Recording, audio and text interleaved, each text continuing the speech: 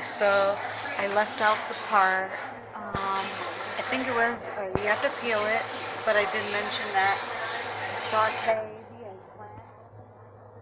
I like to add a little bit of ground cinnamon. You can add whatever spices you want. I add some organic cumin right here. Simply organic cumin. Pretty good. Still sauteing it. Make it brown like that. Before adding some of the tomato paste.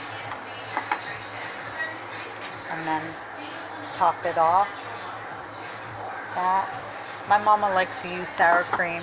Everybody uses something different for it, but it's a really good, delicious dip. And I like to heat up some pita bread. You can do whole wheat. Can't wait till it's done. Can't wait to try it. Stay tuned, y'all.